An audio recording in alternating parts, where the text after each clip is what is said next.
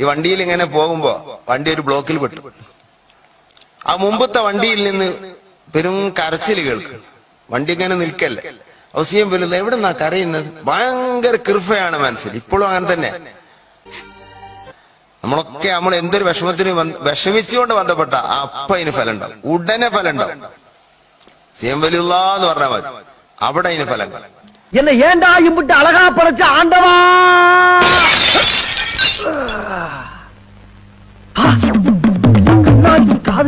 ഒരു വയലും ചൊല്ലലേ. അപ്പൊ സിയം വലിയുള്ള വണ്ടിയിൽ നിന്ന് ഇറങ്ങി. കയ്യിലൊരു കൊടയുണ്ട്. അപ്പൊ എന്താ സംഭവം?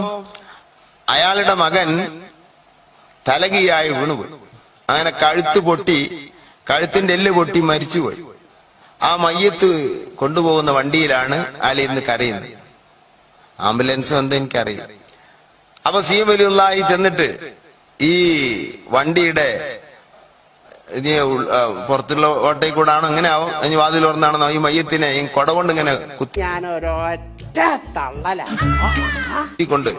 എഴുന്നേൽക്ക് പോനെ, എഴുന്നേൽക്ക്, എഴുന്നേൽക്ക്, മയ്യത്താണ് കൊണ്ടോണ്, എഴുന്നേൽക്ക്.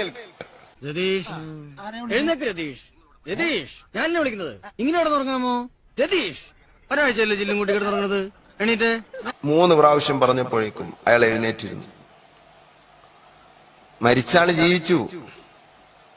സിയം വലിയുള്ളാഹി മെഡിക്കൽ കോളേജിൽ നിന്ന് മരണം സ്ഥിരീകരിക്കപ്പെട്ട ഒരു സ്ത്രീയെ ജീവിപ്പിച്ചിട്ടുണ്ട് അല്ലെ? ഇപ്പോഴും ജീവിച്ചിരിക്കുന്നുണ്ട് ആ സ്ത്രീ. എന്റെ ഒരൊറ്റ തള്ളലുണ്ട് ഇത് ജോയിന്റ് ആയിപ്പോയി. അമ്മായത്തെ തള്ളലാ ഞാൻ. ഇപ്പോഴും വലിയ കുഴപ്പമൊന്നുമില്ല. ഉസ്താദെ വലിയൊരു ആശ്ചര്യം ഉണ്ടായി.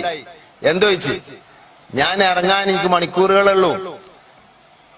അങ്ങനെ ഞാൻ ഇറങ്ങേണ്ട എയർപോർട്ടിന്റെ അടുത്തെത്തിയപ്പോ കാർമേഘം കാരണത്താൽ അനൗൺസ് വന്ന് ഇവിടെ ഫ്ലൈറ്റ് ഇറങ്ങാൻ പറ്റൂല. Hello hello, mike testing, mike testing, mike testing. Hello, ആർക്കെങ്കിലും ഞാൻ പറഞ്ഞു കേട്ടോ?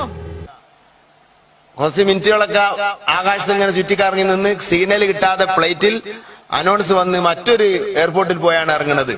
വിമാനം താഴേക്ക് ഇറക്കുന്നതിന് മുൻപ് വിമാനം മുകളിലേക്ക് പറത്തുന്നതിനെ കുറിച്ച് അറിഞ്ഞിരിക്കണം. അതിനു മുൻപ് വിമാനത്തെ കുറിച്ചും നിങ്ങൾ അറിഞ്ഞിരിക്കണം. മറ്റേ എയർപോർട്ടിൽ പോയി ഇറങ്ങിയിട്ട് അവിടുന്ന് വണ്ടി വിളിച്ചെത്തുമ്പോഴേക്കും ടൈം കഴിയും. അപ്പൊ ആകെ ബേജാറിലാണ് അയാളുള്ളത്. അയാൾ CM-ന് ഫാത്തി ഓതാൻ തുടങ്ങി. കോയലേരെ ആളാണ് അയാൾ. കോയലേർക്കും CM-നും ഫാത്തി ഓതി CM വലിയുള്ള എങ്ങനെങ്കിലും ഇവിടെ തന്നെ ഇറക്കിയിട്ടായിരുന്നു.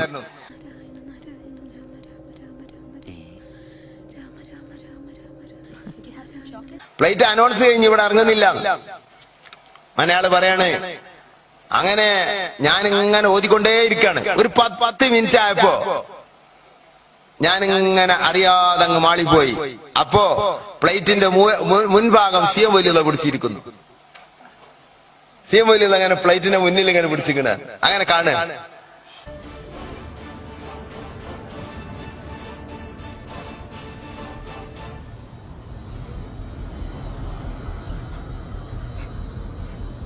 അങ്ങനെ അയാള് ഉണർന്നു നോക്കുമ്പോ അനൗൺസ് സിഗ്നൽ കിട്ടിയിട്ടുണ്ട്, ഇവിടെ തന്നെ ഇറങ്ങാണ്. ഞങ്ങൾ നിന്റെ തിരുവടിയിലേക്ക് വരികയാണ്.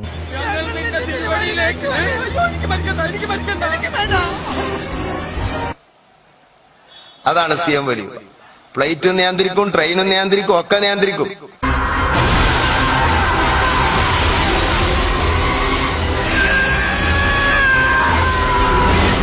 കപ്പലിൽ കടലിന്റെ നടുവിൽ വെച്ച് കപ്പൽ സ്റ്റക്കായിപ്പോയി.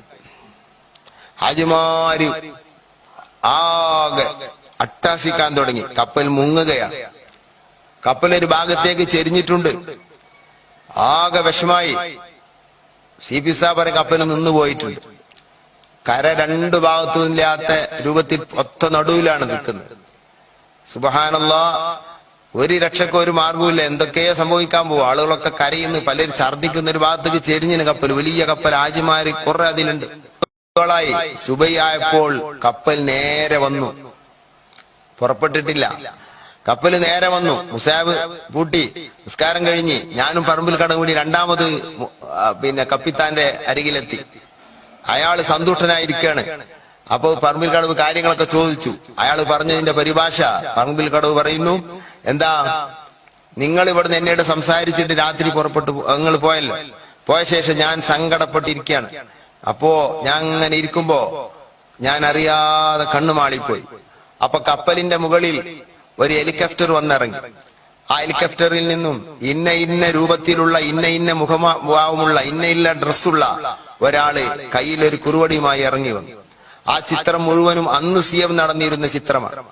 CM-നുള്ള വസ്ത്രം, CM-ന്റെ ടൈ, CM അന്ന് പ്രത്യേകമായ ഒരു ശൈലിയിലാണ് നടക്കൽ. ആ ഫുൾ ഡ്രസ്സുമാണ് ഇയാള് പറയുന്നത്. അങ്ങനെ അയാള് വന്നിട്ട് ഈ സ്റ്റെക്കായി പോയ എഞ്ചിനെ അടിച്ചു. അപ്പൊ അത് വർക്ക് തുടങ്ങി. മറ്റേ എഞ്ചിൻ അടിച്ചു, അത് ശരിക്കും വർക്ക് തുടങ്ങി. അങ്ങനെ ആ ഹെലികോപ്റ്ററിൽ കയറി ആള് തിരിച്ചുപോയി. അത് CM ആയിരുന്നു.